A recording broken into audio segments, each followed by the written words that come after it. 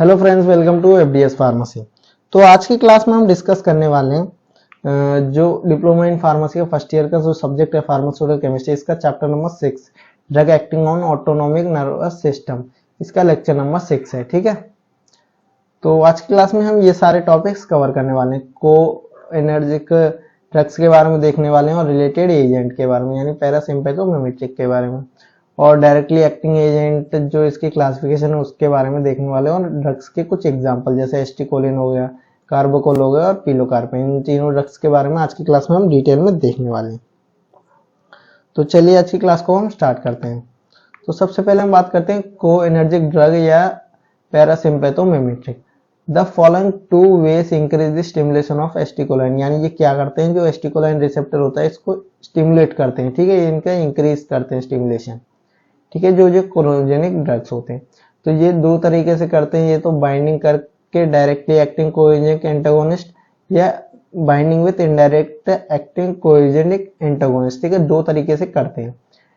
To ACh they by triggering nicotine और muscarine effect देते हैं अगर वो डायरेक्टली एक्ट करते हैं। तो वहीं हम बात करें indirectly, that inhibit the hydrolysis of ACh by ACh. ठीक है, एसीएच से ये हाइड्रोलाइज करती है ACh thereby exerting the action of available ACH. The hydrochloride salt of coenzynic agonist exists in the form of white crystal, यानी जो hydrochloride salt है कोएंजाइनिक antagonist का, ये किस फॉर्म में होता है, व्हाइट क्रिस्टल पाउडर और कलरलेस क्रिस्टल। या तो व्हाइट क्रिस्टल पाउडर होता है, नहीं तो कलरलेस क्रिस्टल। इट हैव फेंट बिटर टेस्ट, इसका बिटर टेस्ट होता है। And does not have any order, कोई ऑर्डर नहीं है। It is a hygroscopic and show highly solubility in water. ठीक है, ये हाइड्रोस्कोपिक है और ये हाईली सॉल्युबल होता है वाटर में।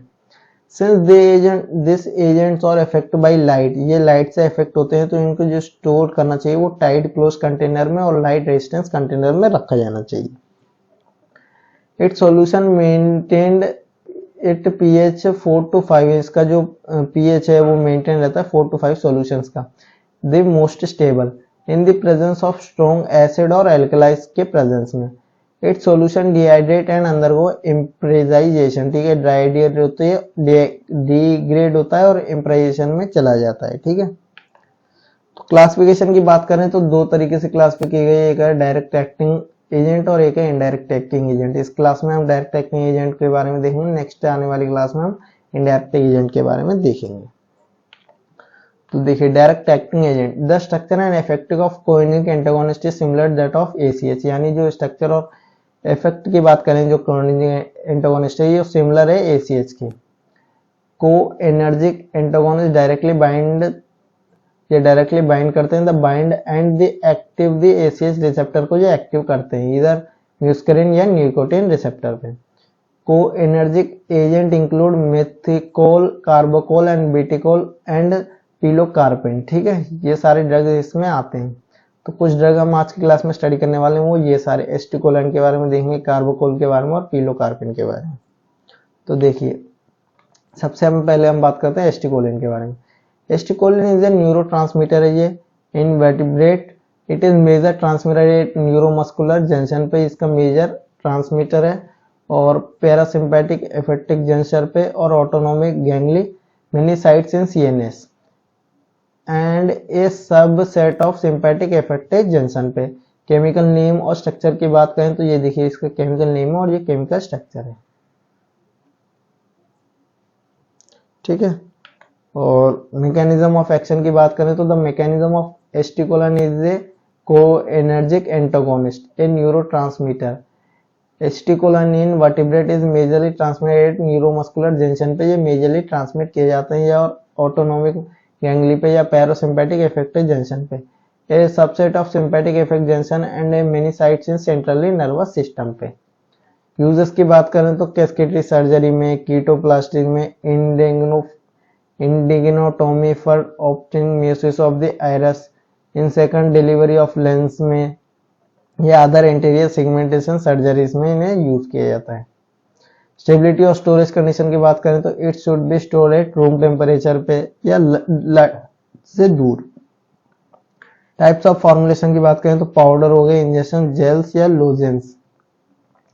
पॉपुलर ब्रांड नेम की बात करें तो मियोकोल ई हो गया, ठीक है, ये देखिए ये रहा मियोकोल ई, ठीक है। नेक्स्ट हम बात करते हैं कार्बोकोल के बारे में। कार्बोकोल is a chemically carbamate thus possesses a very high potency, ठीक है। Another added advantages with this drug it is an undergo slowly hydrolyze, it decrease the intraocular pressure and therefore employ in glaucoma treatment में इसे use किया जाता है। Chemical structure की बात करें तो ये देखिए ये इसका केमिकल स्ट्रक्चर है। मैकेनिज्म ऑफ एक्शन की बात करें तो मैकेनिज्म, कार्बोकोल इज पोटेंशियली कोजेनिक होता है, ये agent which produce construction of iris, ये क्या करते हैं आयरस को कॉन्स्ट्रक्ट करते हैं। Ciliary body result in the radiation in intraocular pressure में। The extract mechanism by which carbachol lowers intraocular pressure is not precise known, ठीक है। यूजर्स की बात करें, it is used for treating intestinal and bladder autonomy seen postoperative. Stability और storage condition की बात करें, it should be stored under dry condition में इसे रखा जाना चाहिए। The product can be stored for up to 12 months तक इसे स्टोर किया जा सकता है। टाइप्स ऑफ फॉर्मुलेशन की बात करें तो टैबलेट हो गए, सॉल्यूशंस हो गए।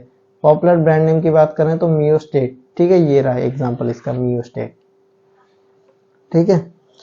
नेक्स्ट अब हम बात करते हैं पिलोकार्पिन के बारे में। Pilocarpine is a parasympathomimetic alkaloid derived from the level of tropic American shrubs of pilocarpic genesis, ठीक है, ये एक एल्कलॉइड है जो कि ड्राइव होता है लीव्स में से, किस में से, जो अमेरिकन सब्स है पिलोकार्पस जीन्स में से।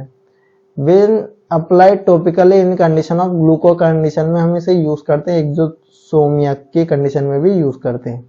It act therapeutically at muscarine acetylcholine receptor M3 at is in non selective muscarine receptor, ठीक है, agonist in parasympathetic nervous system में। केमिकल नेम और स्ट्रक्चर की बात करें तो ये देखिए इनका केमिकल नेम और ये केमिकल स्ट्रक्चर है।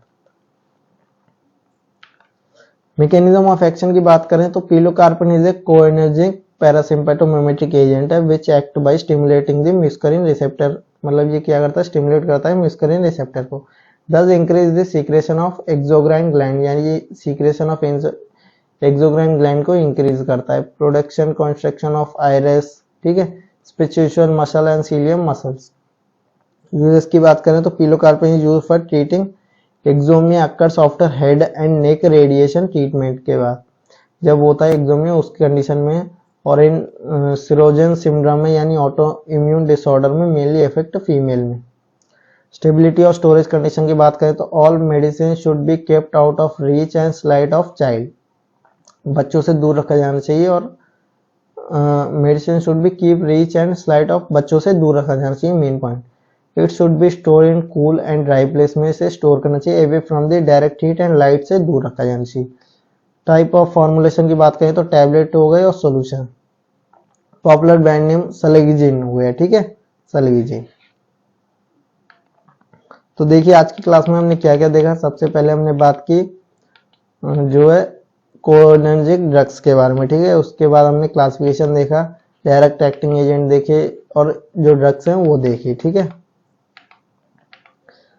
अगर आप इनकी PDF नोट डाउनलोड करना चाहते हो तो हमारी वेबसाइट पर से कर सकते हो, fdspharmacy.in, और डिस्क्रिप्शन में लिंक है, वहां से भी जाके आप कर सकते हो। टेलीग्राम चैनल को जरूर ज्वाइन करें, वहां पे हम डेली अपडेट डालते रहते हैं। लाइक करें, शेयर करें अपने फार्मेसी फ्रेंड्स में, चैनल को भी जरूर सब्सक्राइब करें। Thank you for watching the video.